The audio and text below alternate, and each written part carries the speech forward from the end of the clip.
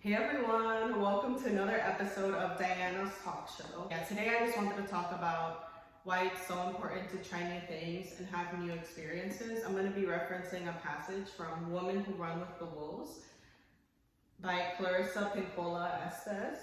I started reading this book last year. It's been taking me about a year to finish. I'm almost done with it. I just have this much left. It was recommended to me by a friend, and I just have every other page just underlined because I feel that there's a gem on every page, and this book has just helped me make sense of things, and I feel like it is really applicable and it's really relevant. So I'm going to be reading a passage. From chapter 16 called The Wolf's Eyelash. It's on page 499. If you don't go out in the woods, nothing will ever happen and your life will never begin. Don't go out in the woods, don't go out, they said. Why not? Why should I not go out in the woods tonight, she asked. A big wolf lives there who eats humans such as you. Don't go out in the woods, don't go out, we mean it. Naturally, she went out. She went out in the woods anyway, and of course she met the wolf, just as they had warned her. See, we told you, they crowed. This is my life, not a fairy tale, you dolts, she said. I have to go to the woods and I have to meet the wolf, or else my life will never begin. But the wolf she encountered was in a trap this wolf's leg was in. I'm just gonna skip over a few parts and just read around.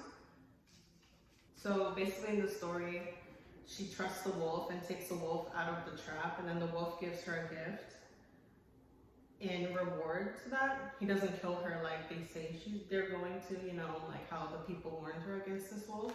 The wolf says he plucked an eyelash from his eye, gave it to her, and said, use this and be wise. From now on, you will know who is good and not so good. Just look through my eyes and you will see clearly.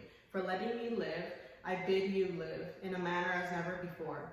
Remember, there's only one question worth asking, fair maiden. War a the soul. I wasn't so sure what it said until later reading this next passage. But here it says, so in this new seeing, not only did she see the sly and cruel, she began to grow immense in heart, for she looked at each person and weighed them anew through this gift from the wolf she had rescued. And she saw those who were truly kind and went near to them. She found her mate and stayed all the days of her life. She discerned the brave and came close to them. She apprehended the faithful and joined with them. She saw bewilderment under anger and hastened to soothe it. She saw love in the eyes of the shy and reached out to them. So then in the next page, another passage that this just brought sense to the whole story for me. This is how she learned that it is true what they say, that the wolf is the wisest of all. If you listen closely, the wolf in its howling is always asking the most important question. Not where's the next food, not where's the next fight, not where's the next dance, but the most important question in order to see into and behind, to weigh the value of all lives. Where is the soul? Where is the soul? Go out in the woods, go out. If you don't go out in the woods, nothing will ever happen and your life will never begin. So I think that passage beautifully illustrated why trying new things and having new experiences is always a reward, or going places where people may warn you against, or obviously using discernment and intuition and good judgment. But how I kind of made sense of it was, I was kind of looking back at the first video about breaking a cycle, and I can see that I expressed some regret for what I had gone through in the past or the situations that I had been in. But actually going into, for example, going to that new college or going to this new state, and having that experience is what ultimately led me to where I am today, and all the things I know now, all the lessons I know now, all the things that I know about myself.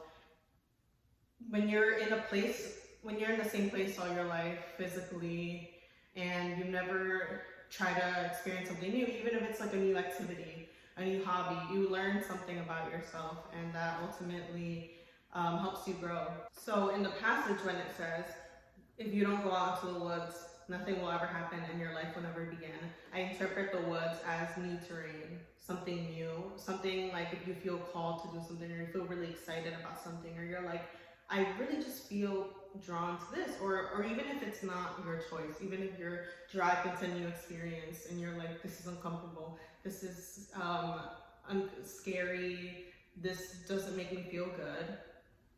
Going into the woods or pushing yourself in that new direction. For example, when I had gone to boarding school, or when I had gone away to college in another state, in a state far away, even if I had challenging experiences, I had dared to go into the woods. I had dared to go into a new terrain, into a new place, to learn about a different state, meet different people, have different types of experiences. And although that challenged me, it changed me as a person. It helped me learn new things, about myself and about what I truly wanted, and it helped me really grow my confidence.